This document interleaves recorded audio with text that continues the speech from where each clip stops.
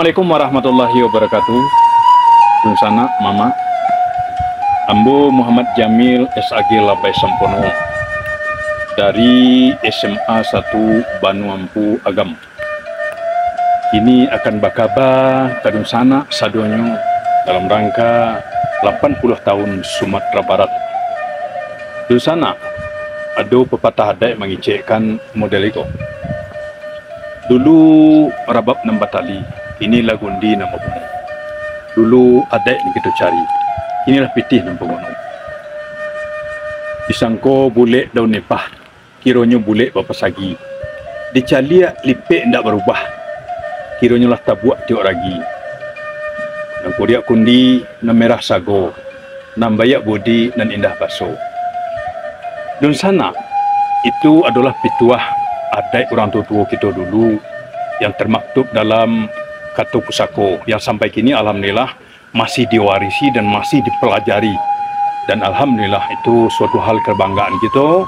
Sampai kini di sekolah-sekolah SMA, SD, SMP adat Minang telah diajarkan. Ini sebuah pertanda kemajuan dari adat Minangkabau untuk pembangunan adat dan budaya di Minangkabau, terlepas dari ada kurang atau hal-hal tambahnya dan sebagainya.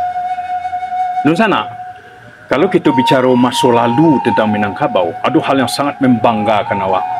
Yang pertama, kuatnya sistem matrilineal dalam kaum, di mana waktu itu seluruh kaum akur, damai, di bawah pimpinan nenek mamaknya dan berfungsinya orang Pejini, yaitu orang Pejini dalam adat ada datua, ada manti, ada malin dan dubalang, dan bahkan ada tiok kaum dan nagari itu sebagai pagar di nagari untuk menjaga adat, menjaga anak kemenakan supaya jauh dari hal-hal yang negatif. Luar biasa adat Minangkabau. Tidak hanya dalam kaum, di nagari pun ada yang akan menjaga seperti ini. Salah satu hal yang luar biasa yang sangat menarik dari sako pusako dari nenek moyang dulu datang matrinet dan kaum di kampung di nagari awak. Yang kedua yang kita bangga itu adalah dulu ada surau, ada rumah gadang, yang secara langsung surau berfungsi sebagai kantor dari masalah keagamaan. Kemudian ada juga musaji sebagai kantor, sebagai pusat keagamaan lain. Kemudian ada rumah gadang sebagai pusat adai gitu. Jadi itu kantor-kantornya zaman dulu gitu. Luar biasa. Sehingga nanti tatanan adai jo sara tadi batu-batu jalan di bawah komando niat mama ditambah orang Pejini dan betujo tali 39 sejarah. Luar biasa dan lain sebagainya. Kemudian di samping itu masyarakat adat awak terbiasa dengan nilai-nilai kesopanan, yang punya kepribadian yang luar biasa. Dalam istilahnya memakaikan pakaian adat yang luar biasa sebagai kepribadiannya. Dalam istilahnya pakaian nampe atau kepribadian nampe. Punya rasa jo pareso, punya sopan jo santun, punya rasa malu, kemudian mengerti area yang gendang. Arih bijaksana. Tak kira ikan daya lesantam batin. Itu adalah nilai-nilai kepemimpinan yang dulu tertanam luar biasa. Apa-apa ama-ama ataupun ibu-ibu ambo dimanapun berada, gondok kanduang, kemudian sana. Yang lebih luar biasanya adalah kearifan tadi, keedan tadi. Dulu mencaliak seorang kawa, mencaliak orang kawa, mencaliak orang tua kawa. Kita paham ada yang salah dia ambo dengan caliak saja gitu. Apalagi dengan gerakan, apalagi dengan tutua gitu, dengan bicara gitu. Dengan bicara orang Minang sudah bisa mengerti iko berang, kubangi. Istilah dalam langgam nanampe, kata mendata, kata menaki, kata menurun, kata melerang gitu kan. Di ada kearifan yang hanya paham itu. Dan itu jalan dulu luar biasa. Dan bahkan itu mereka pun kalau merantau ke negari orang, itu nyebau dan taruh sampai gini. Kalau nak percaya caliak di manapun kita merantau di Indonesia bahkan ke luar negeri, hampir tiap masjid musala di Minangkabau, di luar Minangkabau itu pengurusnya ada orang Minang. Jadi kalau ada orang sana tersase keluar, baik ke musaji, baik ke surau atau musala, itu biasanya ada orang Minang sebagai pengurus, dan orang Minang ada pun sebagai jemaah. Itu salah satu melekatnya adat dan agama yang luar biasa dalam diri.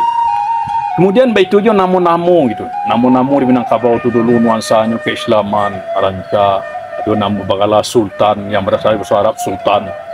Ada bagalanya sidi yang berasal dari kata-kata sayyid, sidi, sayyidi gitu, menjadi sidi gitu. Ada galanya pakiyah dan lain sebagainya. Nuansa-nuansa seperti itu ada membuahkan pertautan adat Yusara. Tapi itu kita cerita dulu. Namun bagaimana keadaan kini hari ini, kita pun harus jujur mengatakan adat agama mengajarkan adat basi sampiang agama batilanjang. Kita pun harus menyampaikan hal-hal perlu kita perbaiki masa yang akan datang. Hal tadi mungkin cerita dulu gitu. Hari ini terjadi pergeseran tadi. Namo-namo misalkan seperti singgungan tadi, namo lah. Bukan lagi namo-namo yang mencerminkan namo-namo Arab tadi misalkan. Namo-namo Islam tadi. Bahkan namo-namo kadang-kadang mau di Maso Jawa, mau di luar negari, dan sebagainya. Nah, itu salah satu di bidang namo. Itu juga bidang sosial itu kan. Kontrol sosial hari ini betul-betul anak-anak menakan. Kalau dulu dicaliak nyolah paham, tapi hari ini lah di hari pun kadang-kadang nyolah pun tidak boleh paham gitu kan. Nah, itu. Kemudian mama yang itu berfungsi hari ini terjadi pergeseran nilai gitu. Fungsi hari ini kekuatan-kekuatan pelaku adat mama, ya mama, kemudian adanya tungganai itu luar biasa dulu gitu. Sehingga ada sampai sebagai pimpinan yang luar biasa yang disegani dan berwibawa dalam rumah itu. Setidaknya seperti yang Bapak katakan tadi orang Pejini. Nah terjadi pergeseran hari ini, terjadi hal-hal pengaruh, kemudian pengaruh dunia, kemudian pengaruh dunia digital, globalisasi, dan lain-lain sebagainya. Nah, maka oleh sebab itu, orang Minang mesti mempertahankan itu balik. Cerita-cerita lama, nilai-nilai adat lama yang luar biasa itu, luar biasa. Baca caranya itu. Caranya adalah, di sana mama, Undang-Undang Nomor 7 Balik tahun 2022 lah keluar. Itu menjadi Undang-Undang Nasional Adat Pandisara, Syarat Bola, Adat Selingkah Negari. Nah, kini tinggal di awal lagi gitu. Tinggal di kita mulai di provinsi sampai ke bawah. Nah, perda-perdanya perlu dibuat oleh nagari-nagari, oleh pemerintahan tingkat 2, bupati, wali kota sampai ke nagari-nagari, dan nanti akan bisa diimplementasikan di nagari dan tengah masyarakat awam. Dengan harapan tersebut adalah tentu pemerintah serius dan perlu keseriusan yang luar biasa. Nah, dan yang lebih penting adalah keseriusan bentuk pertama adalah kita memang harus kembalikan balik Pinang ke tempuan.